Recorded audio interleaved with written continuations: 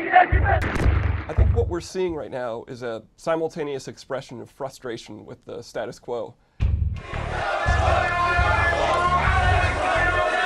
There has been a long tradition of public protest and political activism in this part of the world. In the 1970s and as early as 3 years ago, we saw bread riots in Egypt. We saw massive public demonstrations in the early 1990s demanding democracy in Algeria. We've seen massive demonstrations in the 2005 timeframe in Lebanon regarding what the nature of their government was going to be. So this form of expression is not something new for the region.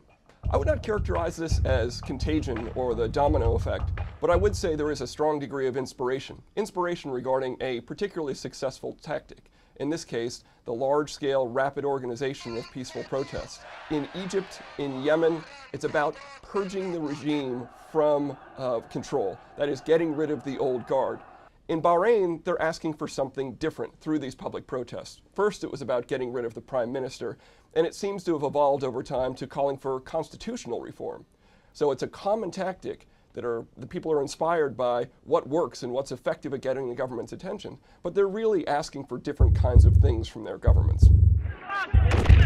When we've seen the militaries get involved, we get a different kind of response. And in some ways, it's a good news story for the United States and a good news story for the people when these large militaries that have been working for a long period of time with the United States are brought into these circumstances. For example, in Egypt, in Jordan, and in Bahrain, we have seen restraint by the professional militaries in these countries. In these cases where we've worked closely with them, the militaries have remained cogent and unified, and they have not been prone to use violence as a response. In other cases, such as in Libya, we see the wanton use of violence by these militaries.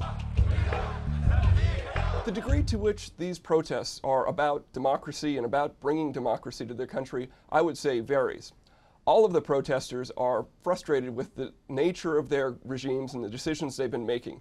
They don't want business as usual. They want other people involved in making decisions. And the degree to which that is changing the people who are in charge or changing the process to make it more responsive, or whether it's about democracy, really varies widely. I think you are seeing calls for the wholesale change of the form of government in places like Yemen and in places like, obviously, Libya. But in many cases, people are just calling for a change in the way these governments rule and calling for more reflection of what they want in the process.